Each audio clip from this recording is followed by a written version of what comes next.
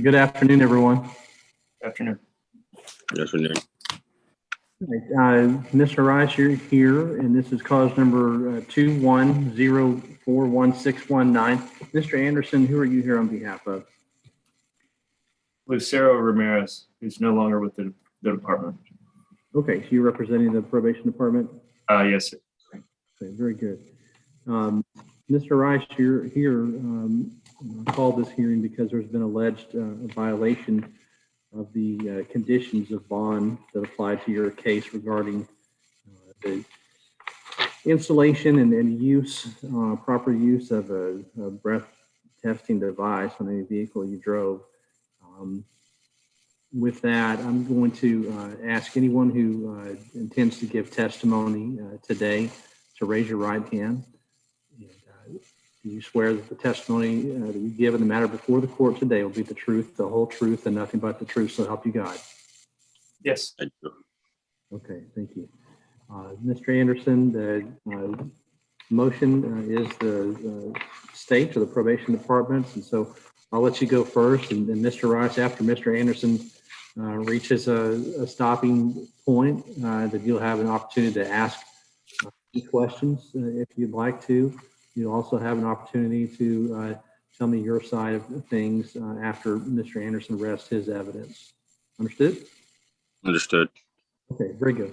Very good. Mr. Anderson, go ahead. The defendant reported to intake for his conditions of bond to our office on April 30th, 2021, and was set up with an in-home device, it appears, through Smart Start. And this affidavit that was filed was because there's some violations that were on that device, and also admitted use in an email from the defendant to Lucero Ramirez. What was the second part there? Violations on the device and what now? Well, I did see an email back and forth between Officer Ramirez and the defendant, and he did admit to drinking. That is not in this affidavit, so I was being cautious about bringing that up. But we do have the report from Smart Start in the affidavit here. All right, very good. All right, I didn't mean to stop you down. I just want to make sure I heard it correctly. Mm-hmm. Can you tell me more specifics about the alleged violation from Smart Start? Sure.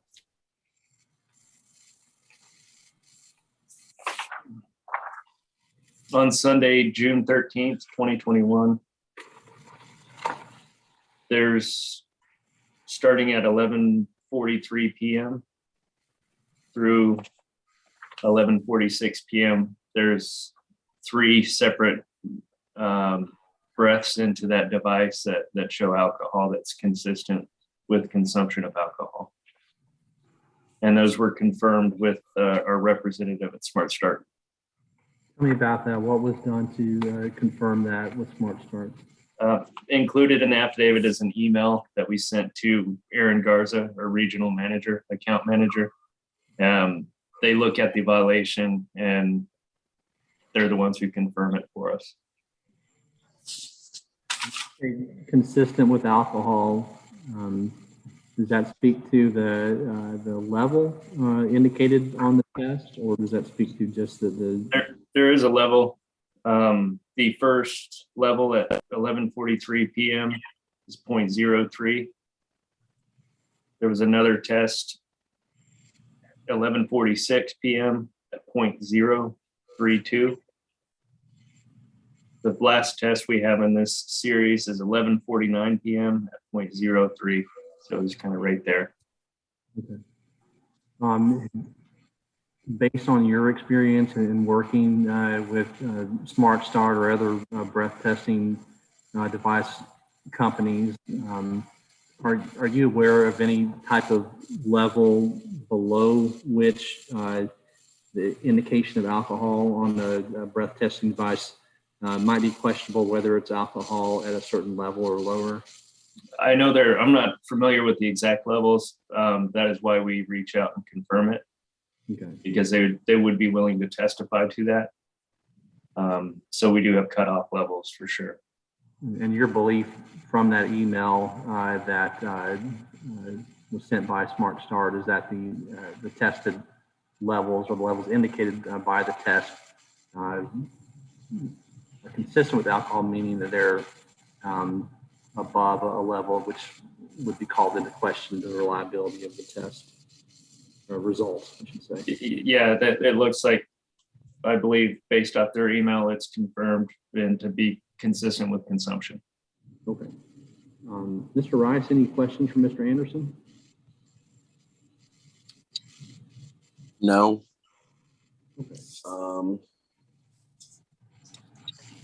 I mean, I know the email wasn't included, I guess, in this report here, but I've confirmed that I had drank on that day.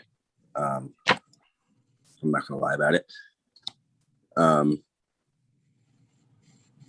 also, I had drank on the 10th of this month as well. I know it's going to pop up on the report.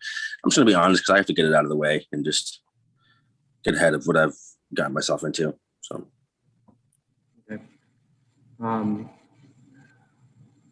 Obviously, you know what the conditions of bond are, and you know that any violation of the conditions could result in you being rearrested and the bond held insufficient, a higher bond being placed on you. right. Tell me why would you decide to drink under those situations? I'm sorry, can you repeat that? Why would you drink knowing that that's the case?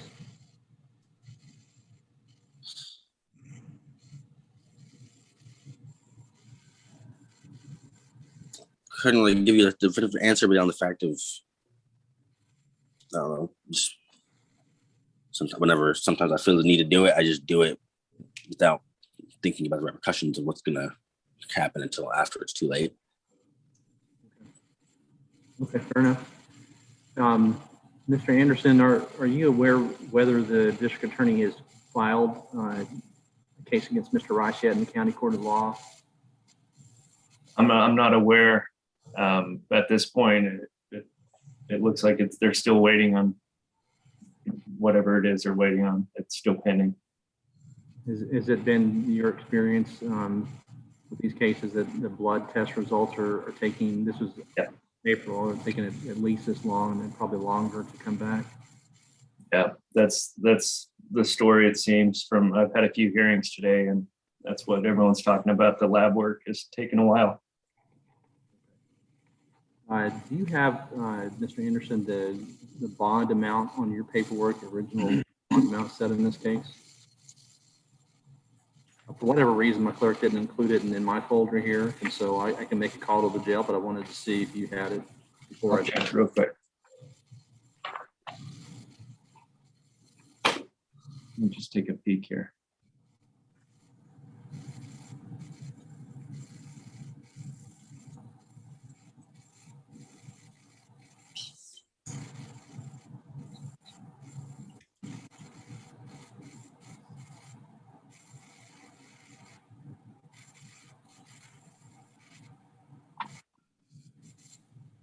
No, I don't have that, Your Honor.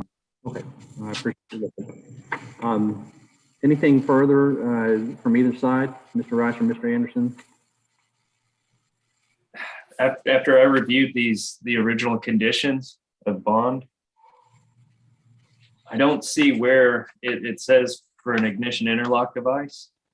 And if he It doesn't was a mobile one. what's that? It was a mobile device, the Smart Start Mobile or whatever. Right. So in the original conditions, though, I just see it was ordered for condition 2 to have ignition interlock. And if there's no vehicle, a transdermal monitor scram on condition 3. And I just can't find any documentation to back up the portable mobile device.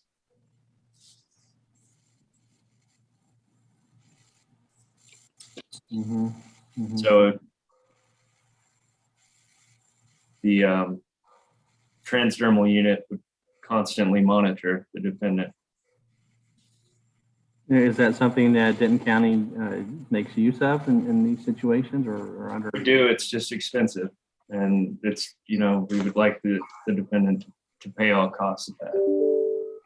Right. I just wonder why it hasn't been done in this case. Do you know? I don't. I really don't. That officer is no longer with the department right now, so I'm just trying to look into it a little more. Has it been your experience in working similar cases? You may not have had one so far where someone's not driving, but do you know whether scram units are being used in the case where someone's on bond condition for DWI and is reportedly not driving? Yeah, we use that quite a bit. We also do have the dependents go back to if they don't want to pay if they can't afford that unit, we will give the option of an in-home if the conditions are modified. All right. Okay. You said that the scram unit is constantly measuring the level of alcohol present in the body, correct? Yes, sir. It's an ankle monitor. Okay. And so, if anything, that would be a more restrictive and more intensive testing than Mr. Rice has undergone with the home unit he's been using. Is that fair to say? Yes. Okay. Mr. Rice, I'm going to find, based on the, well, I'll tell you what, I'm going to take this under advisement. This is an issue, and Mr. Anderson, I appreciate you bringing it to my attention regarding the home use unit. I'm going to consider this for a bit, and I'll have a decision by email to both of you gentlemen probably before the end of the day. All right. Yes, sounds good. Anything further? I don't believe so. Okay. All right. Thank you for being here. Thank you.